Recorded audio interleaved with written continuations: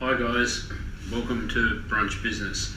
It's another dismal day. I just couldn't sit outside today, and I didn't even want to sit down in the kitchen area. So we just continued on from where I was working up here, and Yoli, you've been working on listening skills. Yeah, that listening thing with leadership. Yeah. And it's probably a good opportunity for us to talk about it today, because there's one thing it is totally important as far as the leader is concerned, is to be able to listen effectively. In order to be an effective leader, you need to be able to effectively listen to not only your management under you, but also your employees as a whole. And I think one of the first things is to note that when someone comes to you as a leader, to listen and not just say no, but to ask if they've got something like a good idea or there's something happening, ask them how they can get it to work rather than just put them off. Yeah, that involves getting the conversation going even further to show that whatever it is that they've brought you in the first place, that you're actually showing interest in that, and then appreciating the person by allowing them to express themselves even more, which gives them more comfort as well, Yoli, with what they've raised in the first place. Yeah. So as far as what I was thinking of and what we were discussing is the fact that when you consistently listen to your employees and your management, you learn so much more, and you can be this inspiring leader, don't you think? Oh yeah, well that's so much the fact, and it is that.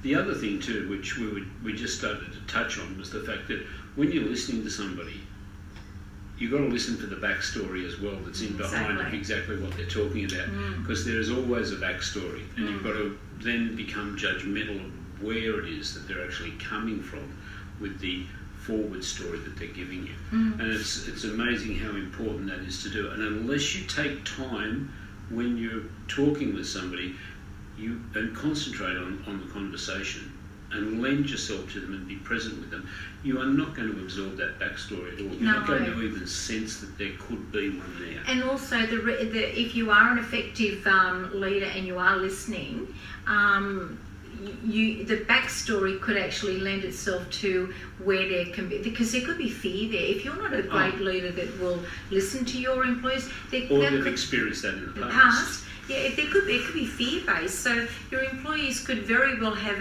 I don't really want to go and see the leader attitude, because they might be fearful of the backlash that could occur. Yeah. But if you consistently listen to your employees and your management team, you're consistently improving. Yeah. There's open areas for open there. The thing that I've got to say though is, in the past, I sit here and cringe.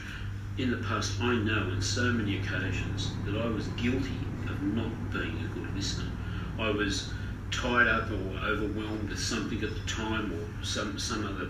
Is that like what I'm telling you about the new dress I bought? Yeah, that's fine. That's fine. No, it's more seriously than that, though. No, I understand. Where afterwards you become aware that you actually hadn't given the person the time. Yes. And to try to go back and rectify that can be so hard, can't it? And sometimes it's not achievable. So it makes it even more important to try every time that you're in conversation with somebody and they want to give you something or want to have that connection, that you actually do dedicate your time to them. And if you can't do it at the time, if there is something that does overwhelm the situation, whether it is planning or an activity that's happening at the time or some crisis that you're in, you've got to actually defer the conversation with the person and make them understand the time and give them an appointment time so that you can actually do it. And what about the experiences that we've had where we've seen people that have been escalated in a business and they've got to the top, they're the leader now, and now that they're the leader, they don't think they have to have the time to listen to anybody. They're on the top, they're riding on the wave of some successes from the past, and they don't believe they should listen to anybody. That gets back to our old catch cry of the difference between management and leadership. And it's the situation. Yeah, and it's so easy to fall from the top when you're up there if you don't listen to your people under you. Yeah, and it's not so much that you have the fall, but it's the slippery slide down, because you're not going to have the business operate or the organisation operate. Yeah, so I guess the end story of this is, to be an effective leader, you must be an effective listener. Yeah. And that's the message here today, guys. So thank you very much for listening to both of us babble on again with Brunch Business. We did it. Can't wait to join you again soon. And don't forget, if you need any further information, email us below or get onto our website. What was it you said we were going to talk about anyway? Because it didn't happen. Anyway. Leadership and listening. Catch you again soon, guys. Thanks very much. Okay, bye.